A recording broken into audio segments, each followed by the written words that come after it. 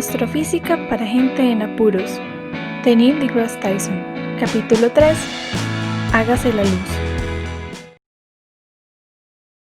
Después del Big Bang, el propósito principal del cosmos era la expansión, siempre diluyendo la concentración de energía que llenaba el espacio.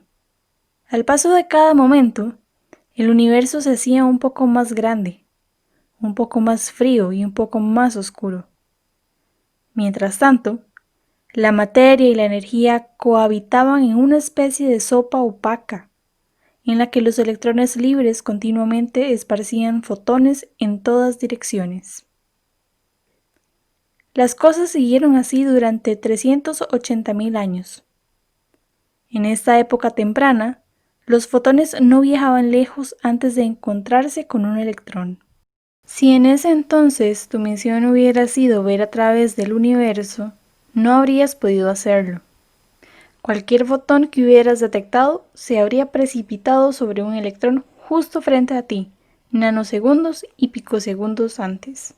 Dado que esa es la mayor distancia que la información puede recorrer antes de llegar a tus ojos, el universo entero era simplemente una niebla turbia e incandescente en cualquier dirección que miraras. El Sol y todas las otras estrellas también se comportan de esa manera. A medida que la temperatura desciende, las partículas se mueven más y más lentamente. Y justo entonces, cuando la temperatura del universo descendió por primera vez debajo de unos candentes 3000 Kelvin, los electrones disminuyeron su velocidad lo suficientemente para ser capturados por los protones que pasaban, trayendo al mundo átomos completamente desarrollados. Esto permitió que los fotones previamente acosados fueran puestos en libertad y que viajaran en el universo por senderos ininterrumpidos. Este fondo cósmico es la encarnación de la luz sobrante de un candente y deslumbrante universo temprano, y se le puede asignar una temperatura en función de la parte del espectro que representan los fotones dominantes. Conforme el cosmos continuaba enfriándose, los fotones que habían nacido en la parte visible del espectro perdieron energía a causa del universo en expansión, y finalmente se deslizaron por el espectro transformándose en fotones infrarrojos. Y aunque los fotones de luz visible se habían debilitado más y más, nunca dejaron de ser fotones. Hoy el universo se ha expandido por un factor de 1000 desde el momento en que los fotones fueron liberados, y a su vez, el fondo cósmico se ha enfriado por un factor de 1000. Todos los fotones de la luz visible de aquella era se han vuelto un milésimo igual de energéticos. Ahora son microondas, de donde salió el moderno nombre de radiación de fondo de microondas, o RFM, para abreviar. Si seguimos a este paso por 50.000 millones de años a partir de ahora, los astrofísicos estarán escribiendo sobre la radiación de fondo de ondas de radio. Cuando algo brilla al ser calentado, emite luz en todas las partes del espectro, pero siempre alcanzará su punto máximo en alguna parte. En las lámparas caseras que aún utilizan filamentos de metal incandescente, las bombillas alcanzan su punto máximo en infrarrojo, que es el factor que más contribuye en su ineficiencia como fuente de luz visible. Nuestros sentidos detectan lo infrarrojo solo en forma de calor en nuestra piel. La revolución LED en tecnología de iluminación avanzada crea luz visible sin desperdiciar potencia en partes invisibles del espectro. De este modo es como surgen las locas afirmaciones en los envoltorios de las bombillas, como 7 vatios de LED reemplazan a 60 vatios incandescentes. Al ser el remanente de algo que alguna vez resplandeció, la RFM tiene las características esperadas de un objeto radiante, pero que se enfría. Alcanza su pico en una parte del espectro, pero también irradia en otras partes del espectro. En este caso, además de alcanzar su pico en microondas, la RFM emite algunas ondas de radio y una minúscula cantidad de fotones de mayor energía. A mediados del siglo XX, el subcampo de la cosmología, que no debe confundirse con la cosmetología, no contaba con muchos datos, y cuando los datos escasean, abundan ideas inteligentes e ilusas que se contraponen. El físico estadounidense George Gamow, nacido en Rusia, y algunos de sus colegas predijeron la existencia de la RFM en la década de 1940. Las bases de esas ideas surgieron de la obra de 1927 del físico y sacerdote belga Georges Lemaitre, considerado el padre de la cosmología del Big Bang. Sin embargo, fueron los físicos estadounidenses Ralph Alpher y Robert Herman quienes en 1948 calcularon por primera vez la temperatura que debía tener la radiación de fondo de microondas. Basaron sus cálculos en 3 pilares. El primero, la teoría general de la relatividad de Einstein de 1916.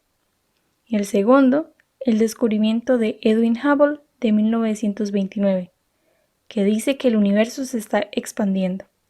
Y el tercero, la física atómica desarrollada en laboratorios antes y durante el Proyecto Manhattan, en el que se construyeron las bombas de la Segunda Guerra Mundial. Herman y Alpher calcularon y propusieron una temperatura de 5 Kelvin para el universo, pero esto simplemente estaba mal.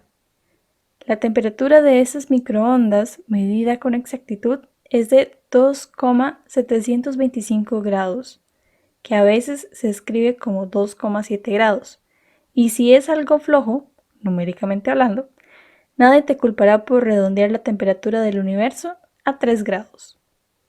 Pero hagamos una pausa momentánea. Herman y Alpher usaron la física atómica recién obtenida en un laboratorio y la aplicaron a condiciones hipotéticas en el universo temprano. A partir de ello, extrapolaron miles de millones de años hacia el futuro, calculando la temperatura que el universo debería tener en la actualidad. El hecho de que su predicción se aproximara incluso remotamente a la respuesta correcta es un triunfo impresionante de perspicacia humana. Podrían haber estado equivocados por un factor de 10 o 100, o podrían haber predicho algo que ni siquiera existía. El astrofísico estadounidense J. Richard Gott comentó sobre esta hazaña. Predecir que el fondo existía y luego obtener su temperatura correcta dentro de un factor de 2 fue como predecir que un platillo volador de 15,24 metros de ancho aterrizaría en el jardín de la Casa Blanca y que el platillo volador realmente llegara, pero que fuera de 8,22 metros de ancho.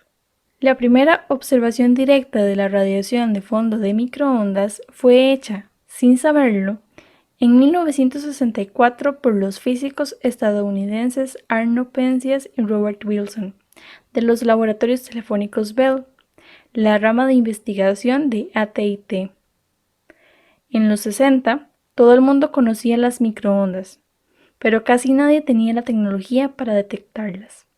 Los laboratorios Bell, pioneros en la industria de las comunicaciones, desarrollaron una maciza antena en forma de cuerno únicamente para este fin.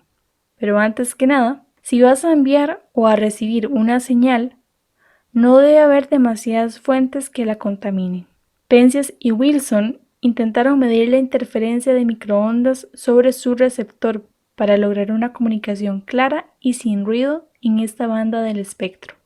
No eran cosmólogos, eran magos de la tecnología perfeccionando un receptor de microondas y no conocían las predicciones de Gamow, Herman y Alpher.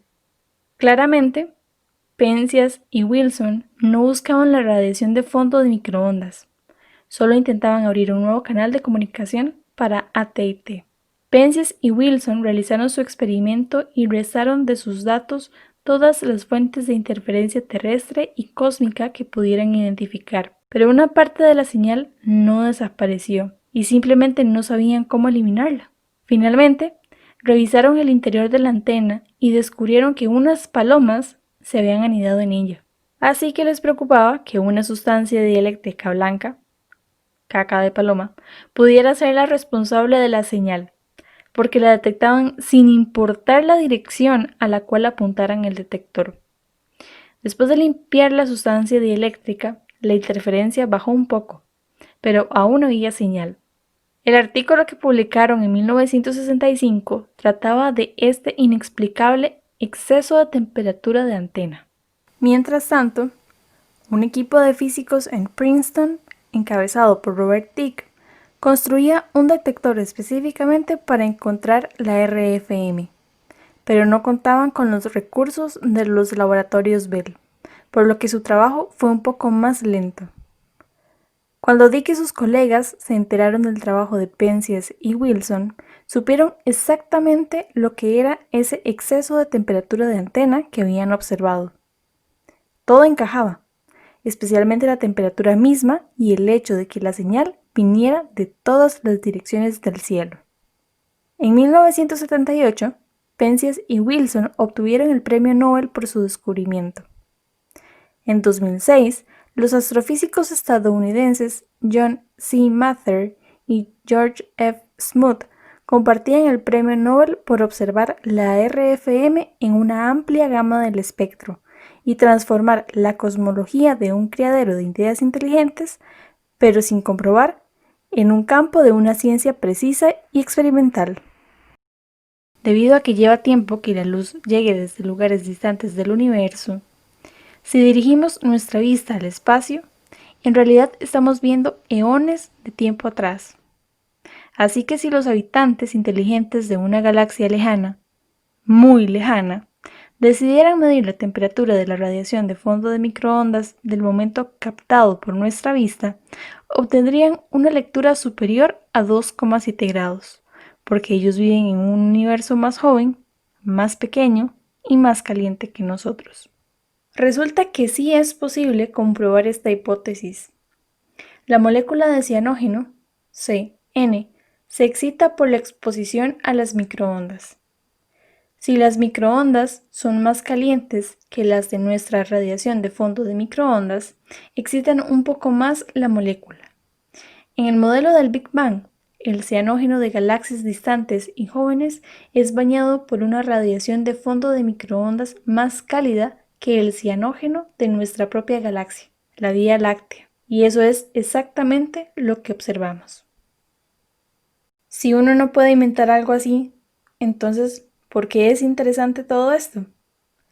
El universo era opaco hasta 380.000 años después del Big Bang, así que no podrías haber sido testigo de cómo se formaba la materia, incluso si estuvieras sentado en primera fila.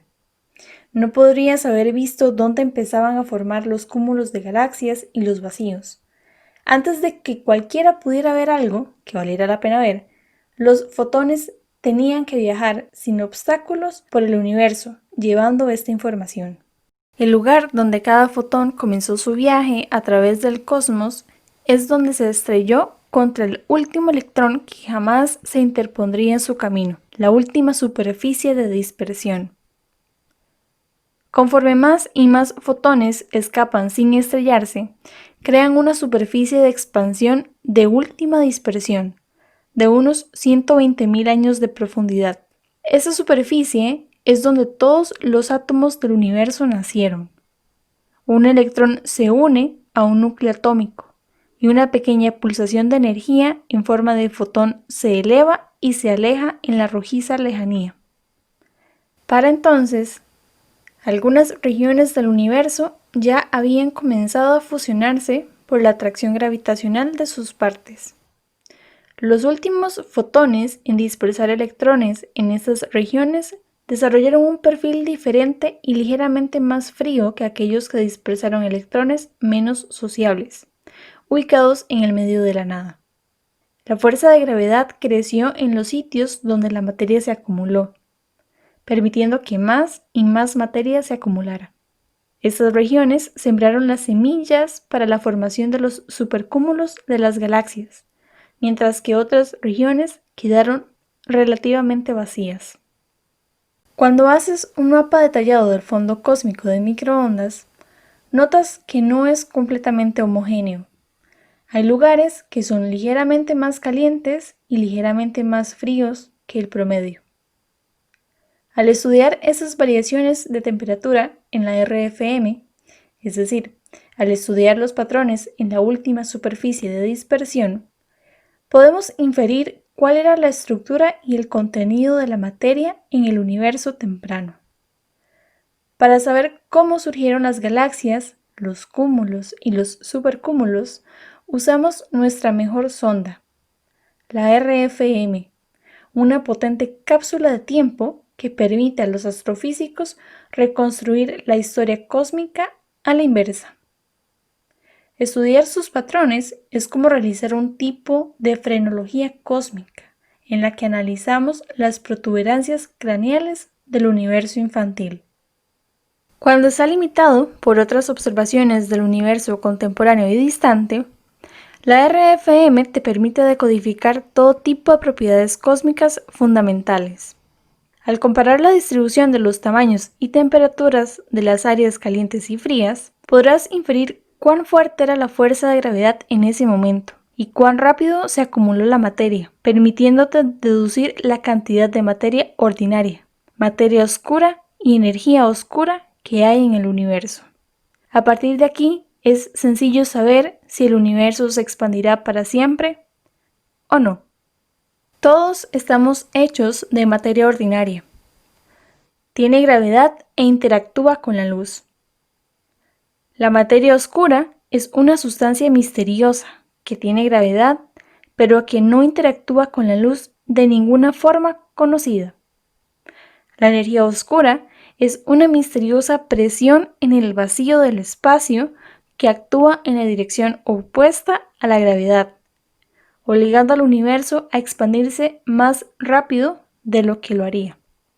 El resultado de nuestro examen frenológico dice que entendemos cómo se comportaba el universo, pero que la mayor parte del universo está hecho de cosas de las que no tenemos ni idea.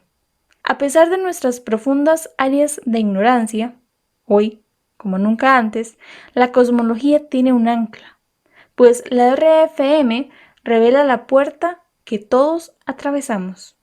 Es un momento en el que ocurrieron cosas interesantes en el terreno de la física y en el que aprendimos sobre el universo antes y después de que la luz fuera liberada.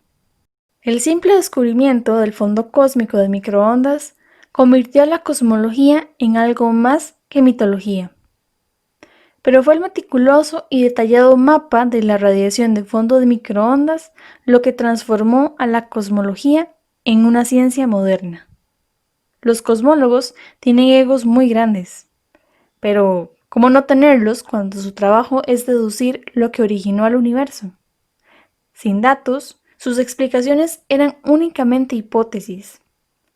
Ahora, cada nueva observación, cada trozo de información, empuña una espada de dos filos, que permite a la cosmología desarrollarse sobre el tipo de base que goza el resto de la ciencia.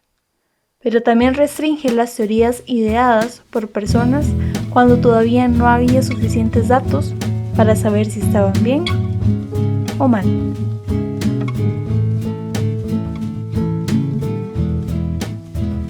Acabas de escuchar de Neil deGrasse Tyson, Astrofísica para gente en apuros. Capítulo 3. Hágase la luz.